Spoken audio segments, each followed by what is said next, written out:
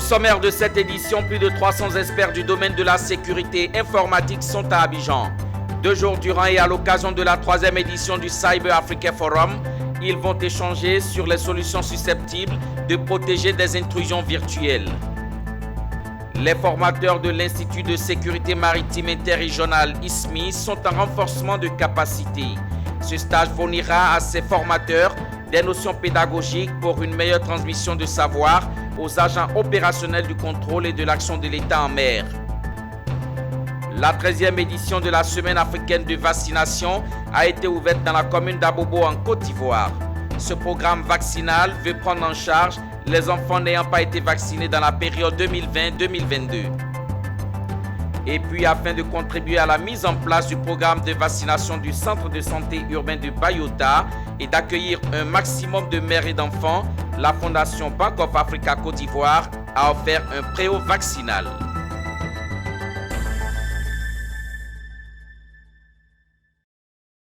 Bienvenue sur l'édition de l'actualité sur Business 24 Africa. On démarre avec l'ouverture à Abidjan de la 3e édition du Cyber Africa Forum. En 2022, selon Kaspersky, 27 000 entreprises dans le monde ont subi 2,8 millions d'attaques informatiques avec un lot important de divulgation de data et de rançon. C'est dans ce contexte que s'est ouverte la 3e édition du Cyber Africa Forum au Sofitel Hôtel Ivoire d'Abidjan. 48 heures durant, à compter de ce lundi 24 avril, plus de 300 experts du domaine de la sécurité informatique vont échanger sur les solutions susceptibles de protéger des intrusions virtuelles ou encore à les amoindrir. Issa Badini et Doumbia Ayouba ont assisté à la cérémonie d'ouverture. Cyber Africa Forum 2023, c'est parti. 48 heures à compter de cette cérémonie d'ouverture où feront office de loi, panel, conférences, expositions et échanges de bons procédés, le tout sur les thèmes enjeux, acteurs et partenariats. Quelles solutions pour sécuriser la transformation digitale de l'Afrique? Des enjeux importantissimes selon le commissaire général du forum, face à un tableau plus qu'inquiétant, fait d'intrusion et de tentatives d'intrusion informatique. L'année 2022 a été marquée en Afrique par une réelle augmentation du volume de menaces cyber qui se sont poursuivies en 2023 en s'accélérant. Une série d'attaques, notamment des ransomware, des botnets, des piratages du système numérique, des compromissions de messagerie professionnelle et de l'extension numérique ont ravagé notre continent avec environ 1848 attaques. Des solutions pour la transformation digitale de l'Afrique, la Côte d'Ivoire ne demande pas mieux. En 2021, le coût de la cybercriminalité dans le pays a atteint la barre de 6 milliards de francs CFA avec plus de 5 000 cas de plainte. Aussi, 27 000 entreprises ont subi 2 800 000 attaques dans la même période. Président de la cérémonie, le ministre ivoirien de la communication et de l'économie numérique a annoncé pour les jours et mois à venir la création d'une agence nationale. Au cours des prochains mois, nous aurons l'occasion donc de voir la création de notre Agence nationale de sécurité des systèmes d'information, l'ANSSI. Les textes sont quasiment prêts et nous attendons de les soumettre au gouvernement, avec donc de façon subséquente la création d'un centre de supervision donc, des opérations de sécurité, un SOC comme on l'appelle donc communément. 600 millions d'Africains utilisent Internet. Parmi eux, 250 millions sont sur les réseaux sociaux.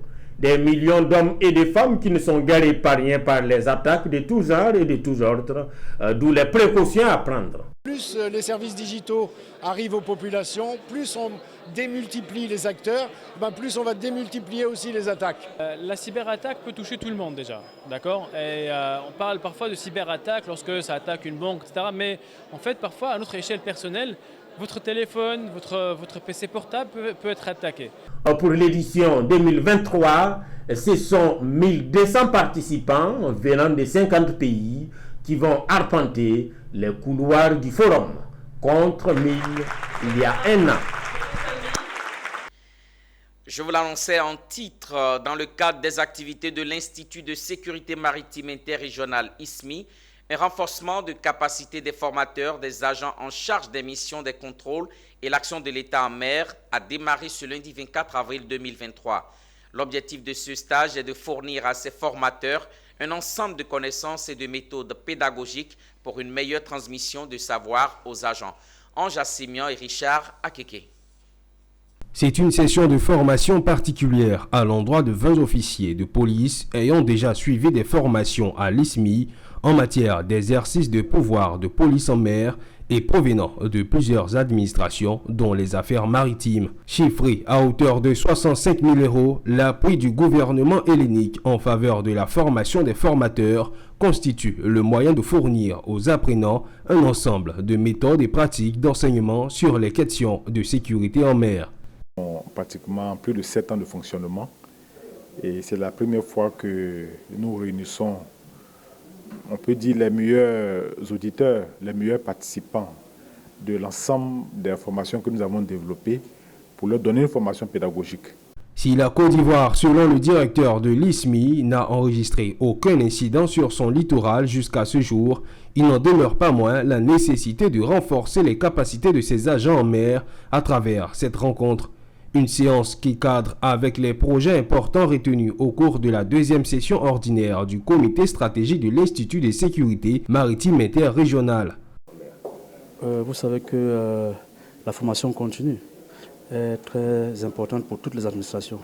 Donc je pense que nous qui sommes, n'est-ce pas, en charge des questions de sécurité maritime, ça sera l'occasion pour nous d'acquérir beaucoup de connaissances pédagogiques pour, n'est-ce pas, transmettre, n'est-ce pas, des connaissances aux autres agents de contrôle des questions de la mer comme nous autres. Pour apprendre comment former mes frères qui viendront après nous, pour maîtriser le système de la pêche INN, comment faire la surveillance, comment faire les inspections, comment fouiller les navires, comment détecter la pêche une fois qu'elle est illicite en mer et savoir faire les risques des navires qui doivent venir au port et appliquer les différentes conventions et les accords de pêche.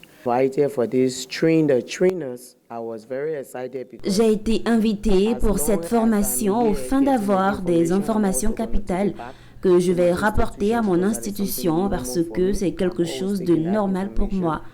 Je vais aussi la partager avec mes collègues de travail.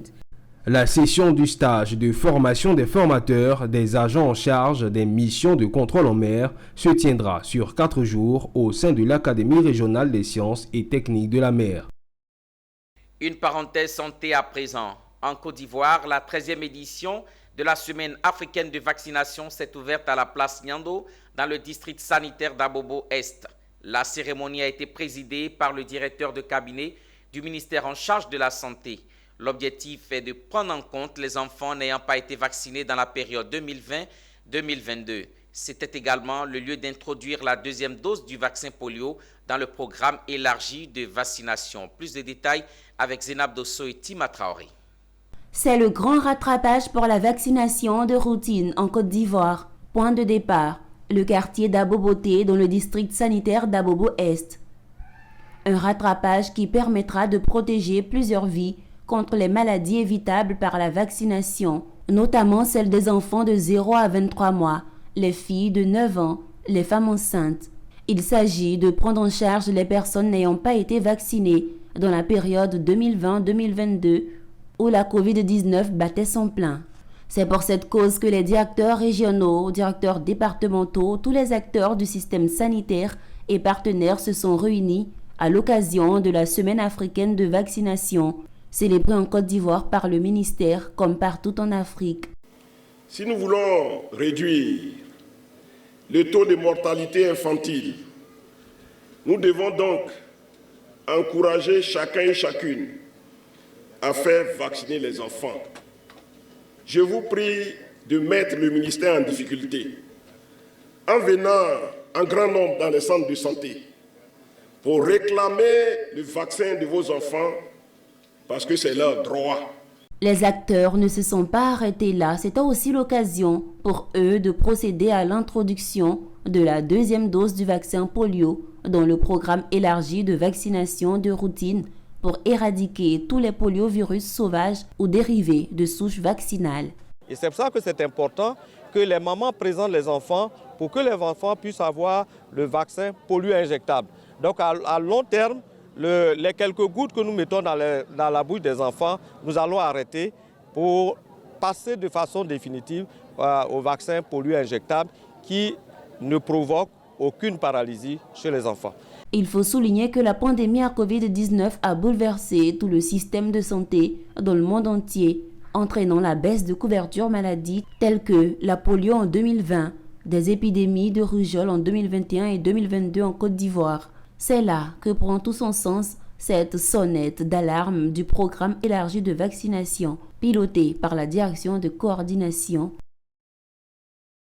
Une note sur la commune du Plateau à présent avec l'historique immeuble Pyramide. Le jeudi 20 avril 2023, l'avenue Franchet d'Espéré du Plateau a accueilli la cérémonie de restitution des travaux du projet Pyramide 2023. Demain est déjà né. C'est un projet qui redonne vie à l'immeuble La Pyramide du Plateau à travers des fresques murales gigantesques sur les façades extérieures du bâtiment. Initié par Otto Lemon, concepteur et directeur artistique, et Elisabeth Sade, l'activité a vu l'achèvement marqué par une cérémonie solennelle de réception en présence de nombreuses personnalités politiques et culturelles. Suivez plutôt. Le jeudi 20 avril 2023, l'avenue Franchette d'Espéré du Plateau a accueilli la cérémonie de restitution des travaux de Pyramide 2023. Demain est déjà né. Ce projet hors du commun redonne vie à l'immeuble Pyramide du Plateau à travers des fresques murales gigantesques sur les façades extérieures du bâtiment. Initié par Otto Lemon, concepteur et directeur artistique du projet, et Elisabeth Sade, responsable du mécénat et des relations avec les institutions, cette activité a vu son achèvement marqué par une cérémonie solennelle en présence de nombreuses personnalités politiques et culturelles de la Côte d'Ivoire. Ces travaux vont donner fière allure au paysage urbain de la commune du Plateau. Cette œuvre iconique, qui est un produit d'appel pour le tourisme ivoirien, puisse renaître afin que, comme les initiateurs du projet l'ont bien mentionné, nous arrivons à terme à faire en sorte que le futur qui est déjà né soit toujours présent à nos yeux et soit un produit d'appel. Je ne doute pas que la Côte d'Ivoire, que grâce à ce projet, la Côte d'Ivoire touristique et culturelle va être une réalité. Je suis surtout impressionné par la taille des fresques qui ont été réalisées, par l'effort humain qui a été sollicité pour réaliser cela. Le parrain de la cérémonie, le ministre Siandou Fofana et la ministre en charge de la culture se sont réjouis du fait que cette belle œuvre contribue à faire de la commune du Plateau une commune qui allie culture et développement. Un moment unique sur le plan culturel qui permet d'écrire une belle histoire pour la Côte d'Ivoire. En toute fin de cérémonie, une coupure solennelle de ruban a marqué l'ouverture officielle de l'exposition à ciel ouvert réalisée sur ce bâtiment iconique à l'architecture brutaliste. Pour rappel, les travaux ont été réalisés par des architectes, des artistes et des étudiants de l'Institut national supérieur des arts et de l'action culturelle, INSAC. Rendons-nous à l'intérieur de la Côte d'Ivoire pour parler d'excellence et de mérite dans le secteur de l'artisanat.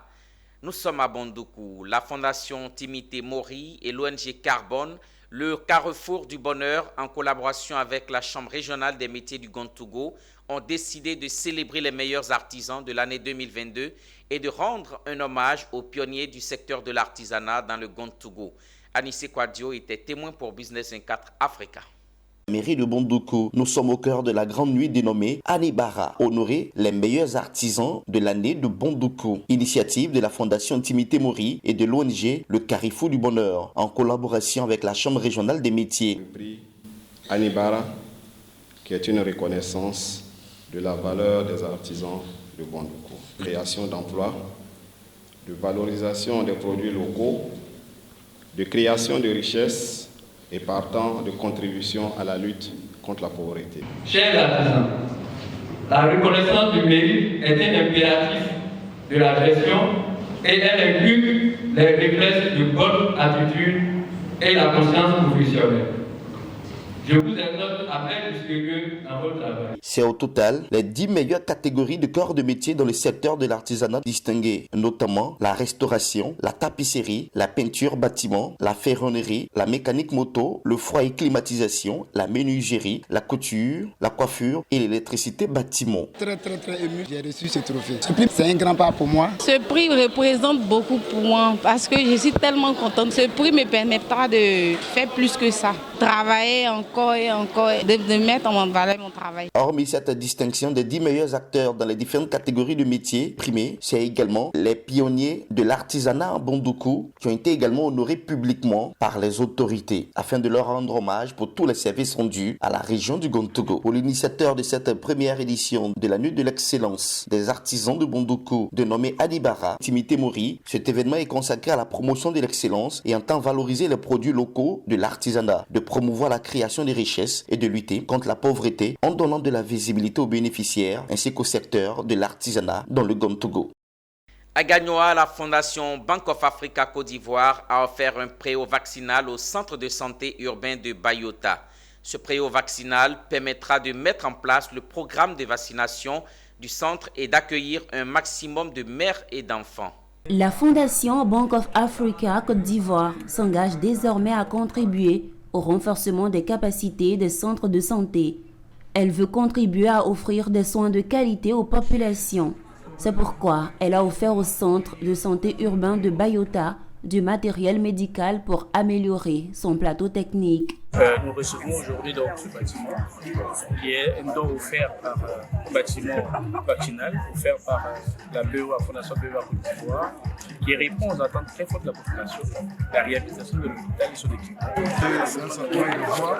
Moi, le matériel de dans le matériel cela ne fait qu'améliorer la santé de la population que j'avais.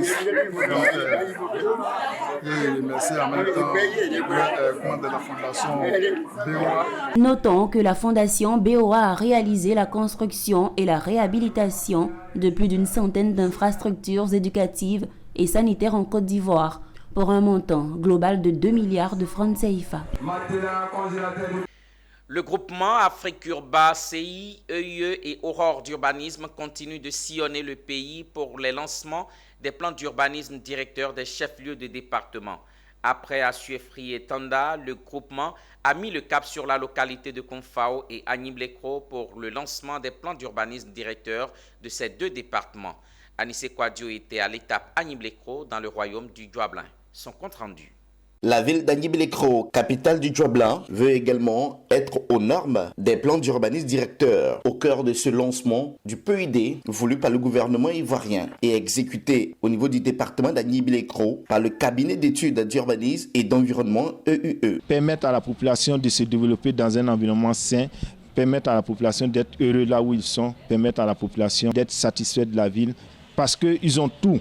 Le lancement de ces plans d'urbanisme directeurs est une volonté claire du gouvernement qui veut mettre fin au désordre de la construction en Côte d'Ivoire. Pour programmer la gestion de tout ce qui est espace prévisionnel au niveau de la zone périurbaine d'Agniblekro. Selon le maire d'Agniblekro, ces PUD viendront mettre fin à ce désordre dans sa commune. Nous vivons donc l'anarchie créée donc par le fait que les propriétaires terriens eux-mêmes, sans consulter la mairie, font ce qu'ils veulent. Si il y a un plan, le maire peut s'appuyer là-dessus pour réorienter donc toute cette anarchie pour la juguler. Pour mettre fin à ce véritable désordre notoire dans le milieu de la construction du logement en Côte d'Ivoire, l'État a pris d'importantes décisions relayées en région et en département par les autorités préfectorales. Un arrêté sera pris pour arrêter jusqu'à nouvel ordre tout ce qui est activité de lotissement.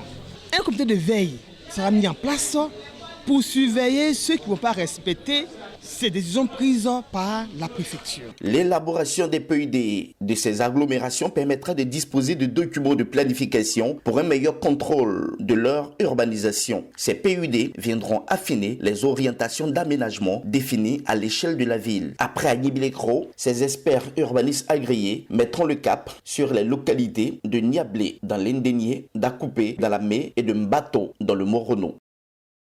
À Korogo, les populations ont été soutenues par l'ONG La Bienfaisance et son partenaire Daralbert Society. Au total, 800 personnes ont bénéficié d'un don. Il s'agit d'un geste symbolique, notamment 10 kg de riz par personne. Toutes choses ayant permis aux populations de fêter le Ramadan dans la joie. Retour sur quelques images avec notre correspondant régional, Daouda Ouattara. Dans le cadre des Zakat El-Fitri ou au moins de la rupture du jeûne de Ramadan, l'ONG La Bienfaisance et son partenaire Émirats Arabes Unis Dar Albert Society ont apporté leur soutien et aide aux populations du Poro à travers des actions concrètes, en leur venant en aide, sans discrimination de sexe, de couleur et de religion. Ainsi, chaque bénéficiaire est réparti avec 10 kg de riz mama pour la fête de Ramadan 1444. À cette occasion, ce sont 0,9 tonnes de riz d'une valeur de 5 920 000 francs CFA répartis au bénéfice de 800 personnes.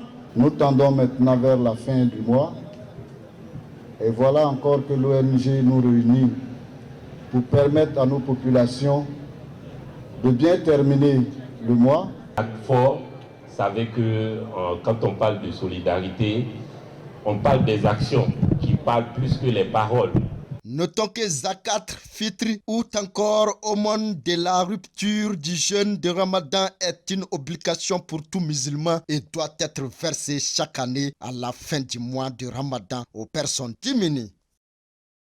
La mosquée Ouda de Divo a reçu les fidèles de la communauté musulmane le temps d'une causerie prêche. À cette occasion, l'imam Diakité Aboubakar a invité les fidèles à la culture de la cohésion sociale, la paix et le partage. Jonas Zagoki, Djekou de Silva et Michel Brou.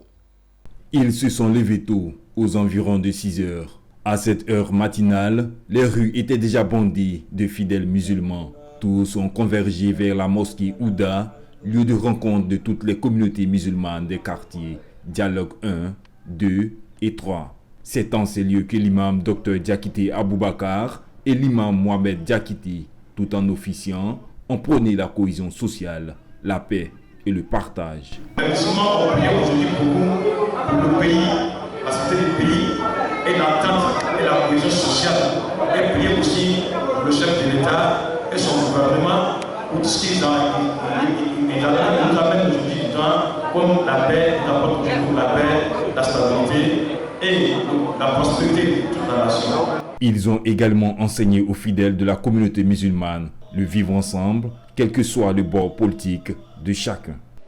Je demande tous les cadres de Tivo, musulmans comme non musulmans, et tous les cadres de Côte d'Ivoire, de nous aider de finir nos mosquées de Ouda, Dialogue 2. Aussi, ils ont adressé des prières à Dieu pour le repos des âmes des ex-premiers ministres Feu Amadou Gon Coulibaly et Feu Ahmed Bakayoko. Les prières ont été également adressées à Dieu pour le président Alassane Ouattara et pour la stabilité de la Côte d'Ivoire. Avant de refermer ce journal, direction Kounigueka, localité située dans le département de Korogo où s'est déroulée une cérémonie de rentrée solennelle d'une nouvelle génération d'initiés au Poro. C'est une école traditionnelle Sénoufo. Ces initiés ont passé 7 jours et 7 nuits dans le bois sacré où ils ont bénéficié des enseignements de la vie communautaire, le respect des aînés et autres. Cette étape marque le début de leur initiation au Poro et ils pourront devenir des adultes et des hommes de la société dans 7 ans. Reportage Daouda Ouattara.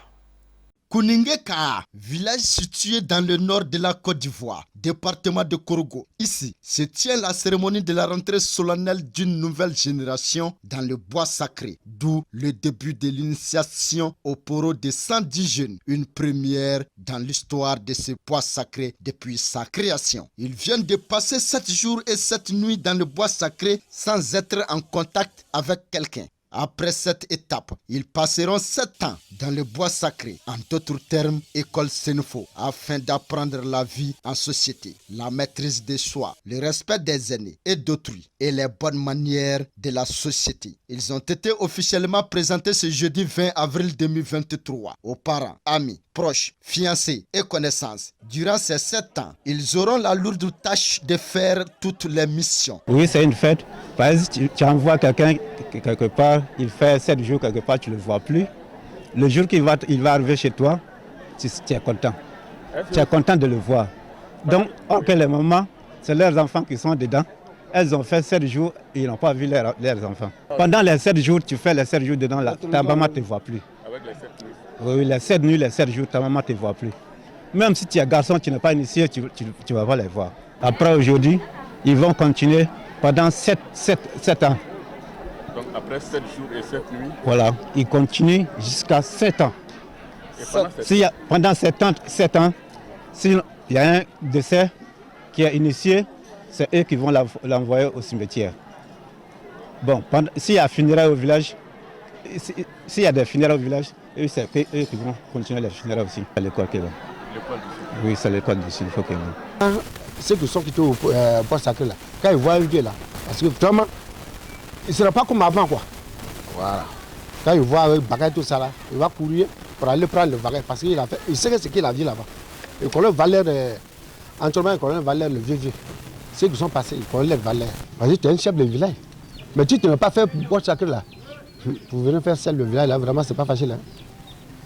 C'est pas facile. Même ceux qui sont au village là, ils ont fait poro là. On ne peut pas te considérer. Parce que tu n'as pas fait poro. On ne peut pas te considérer parce que tu es comme les femmes. Tu es même joué avec les femmes qui sont en ville. Là. Il a fait 7 jours là-bas. Il reste 7 ans. Il va quitter et puis il y a un niveau qui va rentrer. Le bois sacré est formellement interdit aux non-initiés et aux femmes, ainsi que les médias. Notons que c'est grâce à l'appui du président de l'ADEC, M. Siloué Neoulassina, avec la collaboration du chef de village de Kaningeka, par ailleurs chef du bois sacré, que ce reportage a été possible. Rendez-vous est encore pris dans 7 ans pour la rentrée d'une nouvelle génération au bois sacré à Kaningeka. C'est tout pour cette édition préparée par l'ensemble de la rédaction. Les programmes se poursuivent sur Business 24 Africa, la télé utile. Au revoir.